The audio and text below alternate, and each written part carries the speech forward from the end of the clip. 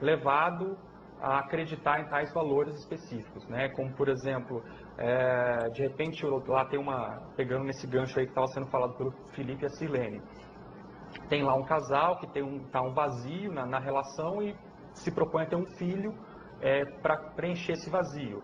Se a pessoa quer ter filho, acho que nós não somos contra isso de forma alguma, quer dizer, a opção de filho pode ser válida. Porém, essa opção, ela está sendo feita com discernimento, com lógica, é isso que nós estamos ponderando aqui, e a compatibilidade disso com a inversão existencial. Ok, nós vamos voltar a falar sobre curso intermissivo aí no nosso segundo bloco, nós temos um intervalo agora, certo? Obrigada.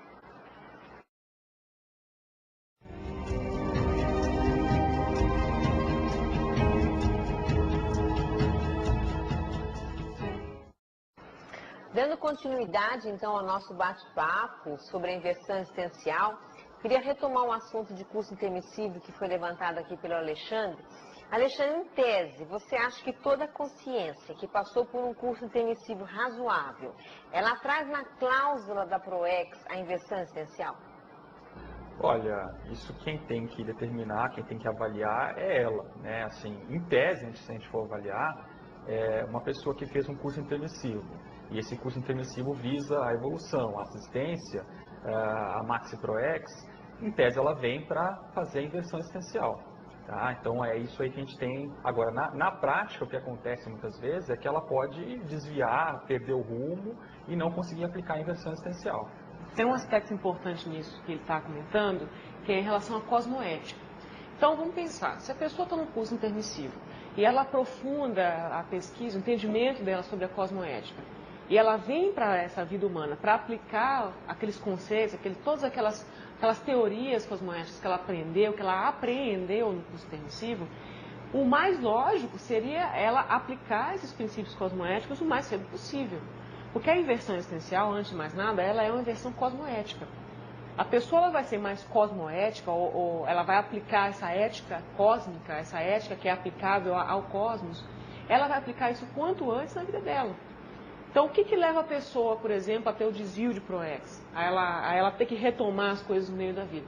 Ela, certamente, tomou atitudes que foram anticosmoéticas. Então, isso obrigou a pessoa a ter uma reciclagem depois de um certo contexto de vida. Depois que ela passou uma certa fase da vida, que ela fez opções erradas. Então, ela fez muita bobagem, ela se envolveu com muita coisa dispersiva, ela fez opções que não eram as melhores, não eram as ideais, não tinha muito discernimento, era muito inexperiente, se envolveu, às vezes, com coisas negativas. Então, lá para frente, ela vai ter um pouco mais de maturidade e vai começar a ver que aquelas opções que ela fez antes a cosmoética não eram as ideais, não eram as mais assistenciais, não eram as que visavam os outros, visavam mais a ela mesma, ao prazer dela, ou atendia às imaturidades dela. Então, a inversão existencial, antes de mais nada, é a inversão cosmoética. A pessoa ela vai começar o mais cedo possível a ser cosmoética. Isso inverte. Outro ponto também, que acho que vale a pena para complementar, é a questão da ingenuidade. Pela falta de experiência do jovem, muitas vezes, além dessa questão da cosmoética, tem também a ingenuidade. Quer dizer, a pessoa não parou para pensar naquilo. Não é que ela foi anticosmoética, mas que ela não parou para refletir. Ela não viu as consequências dos atos dela.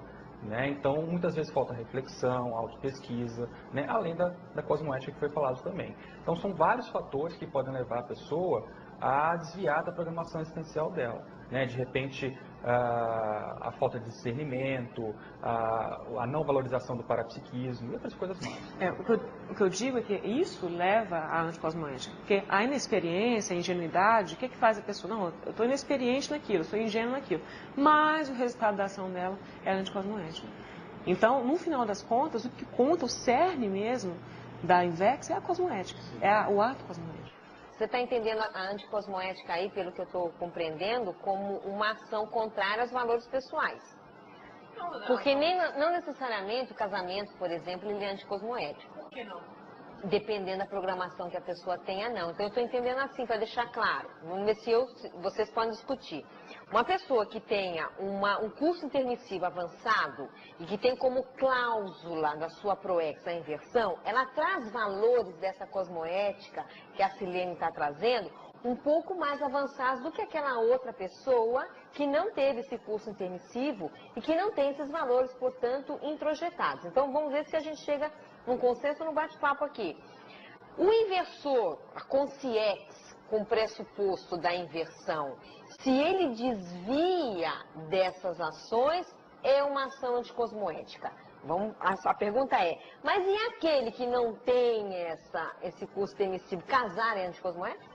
Se a gente for pensar, do ponto de vista que a evolução consciencial, ela se faz pela evolução da cosmoética, o preceito ela continua valendo.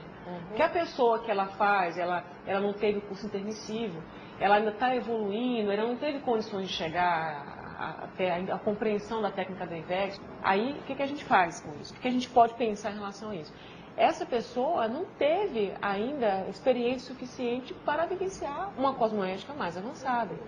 Então, essa pessoa que você falou do casamento, se casa o casamento. Por que o casamento pode ser anticosmoético? Se você levar em consideração que uma pessoa, ela vem com uma programação de vida, de ter uma dupla evolutiva, de não se vincular, de não se associar ao Estado, à religião, porque na hora que ela assina, ela está se comprometendo com aquela instituição, ela está assinando embaixo em relação aos valores daquela instituição. Então, aquela pessoa não pode ir contra aquilo lá. Se eu assino um casamento, um contrato, né, de casamento, seja religioso, como é que eu vou depois poder criticar, ter liberdade para criticar aquilo? Então, no ponto de vista daquela pessoa, na assinatura dela vende a liberdade, vende a liberdade de expressão, vende a crítica, vende o livre-arbítrio. Então é anticosmoético, porque ela deixaria de fazer heterocríticas construtivas, heterocríticas que iriam melhorar essa condição que a gente tem hoje, porque ela simplesmente se deixou levar pelo tradicionalismo. Então, no final das contas, se a gente pensar bem, até entre as questões mais sutis, há essa minúcia da cosmoética. Mesmo quando uma não parece tão diferente da outra, há uma minúcia. Agora, na minha avaliação, tudo isso que a Sirene colocou com relação à cosmoética, que eu concordo também, a raiz disso é a autocrítica. Então, quer dizer, na verdade, todos esses fatores que são bem diferentes do que leva a pessoa a se desviar na programação existencial dela, a boa parte da raiz está na autocrítica que leva à anticosmoética. Essa é a minha avaliação. Um outro problema também que a gente vê bastante, né, na questão dos greenbacks, é a própria carência do jovem. Então, a carência, ela pode ser uma carência emocional com relação à família, com relação a amigos, a aceitação, uma carência afetiva sexual que leva ela muitas vezes a um casamento que ela nem faz muita questão, mas ela acaba entrando nessa condição. Uma carência financeira que muitas vezes leva a pessoa a acabar, vamos dizer assim, tendo problemas no futuro com relação à profissão, à estabilidade, independência.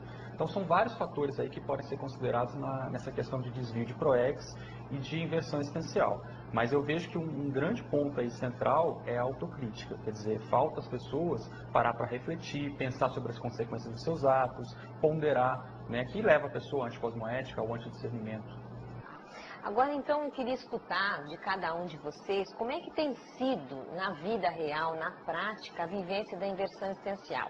Em outras palavras, como é que vocês vêm superando, principalmente o superou no período da adolescência mais séria, o porão consciencial, que parece que é o que está permeando aí os problemas de desvio da maioria dos jovens, e o que vocês têm de resultado prático da prática dessa inversão? Olha, eu vejo o seguinte, Mabel. A Invex, ela tem uma base muito forte, que foi, no meu caso particular, quando eu comecei a investir nessa base, que começou a dar certo, que é a questão da autopesquisa. Então, o Alexandre está falando de autocriticidade. Essa autocriticidade, ela é sobre si mesma, ou seja, ela necessita da autopesquisa, da avaliação de si mesmo para ser eficaz. Porque, como foi colocado anteriormente no bloco anterior, se ficar crítica por crítica, eu critico a sociedade, eu vejo um monte de coisa que está errado, mas eu estou à parte, né? Eu só critico os outros, eu não critico. Então, fazer essa autopesquisa, no meu caso particular, foi o que mais qualificou a atuação, porque foi quando eu comecei a identificar os mataburros, os meus mataburros, não os mataburros da Invexa, mas os meus mataburros. Foi quando eu comecei a identificar o meu porão consciencial, não o porão consciencial do inversor de modo geral, mas o meu, aquelas tendências que eu tenho anticosmoéticas, aqueles traços que normalmente me colocam no buraco. Foi quando eu comecei a fazer essa autopesquisa que a coisa começou a se qualificar.